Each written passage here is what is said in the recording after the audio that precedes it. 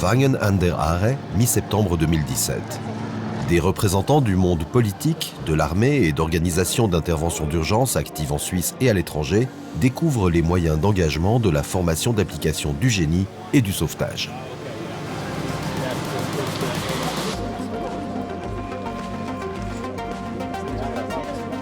Ils sont venus assister à la démonstration des capacités de sauvetage qui a lieu aujourd'hui dans le village d'exercice de l'armée.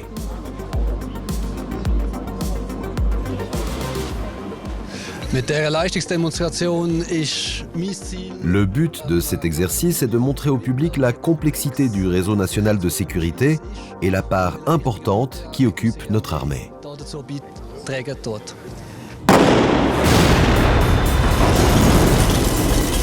La démonstration commence par une explosion, conséquence probable d'un acte terroriste. Le bâtiment touché vole en éclats et un incendie se propage rapidement. En quelques minutes, les forces de la police cantonale bernoise, les sapeurs-pompiers de Langenthal et d'Herzogenbursee, ainsi que les services de sauvetage de Soleure arrivent sur les lieux.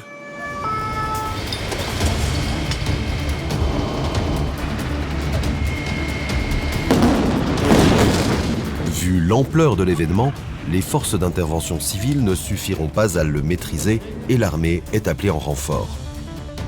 Le commandant de la compagnie de sauvetage est le premier à arriver par hélicoptère. Il prend immédiatement contact avec le chef d'engagement des forces civiles. Presque simultanément, un Super Puma dépose 13 soldats, 2 chefs de groupe et 1 chef de section, soit l'équivalent d'une demi-section de sauvetage sur les lieux du sinistre.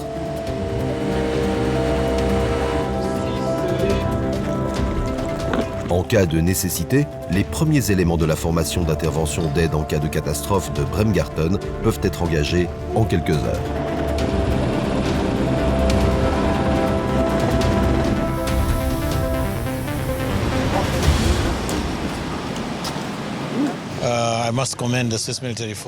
Je félicite l'armée suisse pour son instruction basée sur la pratique.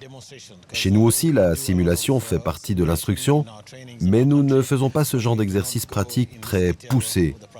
C'est passionnant à regarder.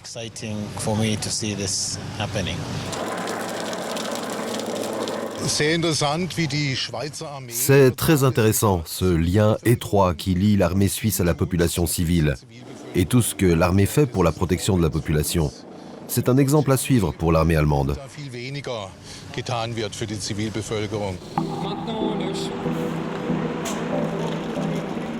Du matériel est livré sur les lieux du sinistre et de nouveaux militaires arrivent en permanence. Parmi ceux-ci, les spécialistes de la défense NBC et de l'élimination des munitions non explosées.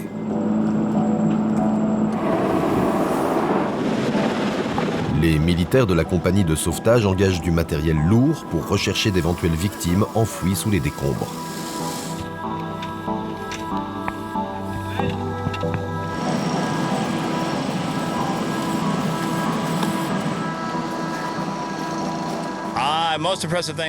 J'ai surtout été impressionné par l'utilisation de la carotteuse. Quel outil magnifique!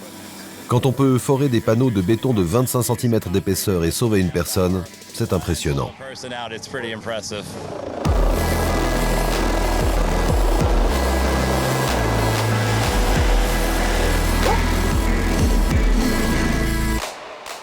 La qualité de la prestation est particulièrement instructive pour les spectateurs qui en profitent pour relever les éléments nouveaux.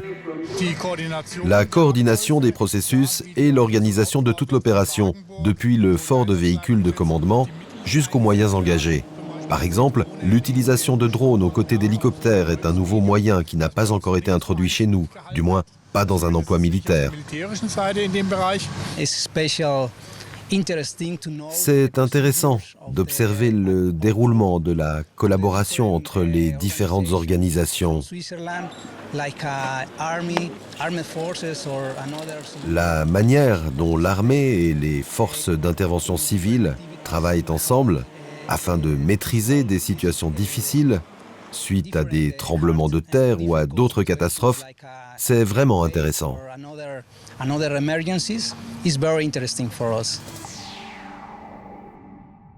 Après environ 90 minutes d'engagement, la démonstration 2017 touche à sa fin. Le commandant tire les premières conclusions. Je suis heureux que la journée se soit déroulée sans accident. Pour moi, c'est l'essentiel. Cet exercice pose des défis importants, par exemple quand on utilise des explosifs ou d'autres moyens pour créer un environnement dans lequel nous pouvons montrer ce dont nous sommes capables. Maintenant, il s'agit d'en tirer les enseignements et de regarder ce que nous pouvons améliorer pour la prochaine démonstration des troupes du génie. La fin de l'exercice n'est donc que le début de la préparation de l'exercice suivant. Plus de 100 militaires des corps de troupes du génie sauvetage, de la défense NBC, de l'élimination des munitions non explosées, du centre de compétences du service vétérinaire et des animaux de l'armée, ainsi que des forces aériennes, ont travaillé main dans la main, entre eux, mais aussi en collaboration avec plus de 80 camarades des organisations civiles d'intervention d'urgence.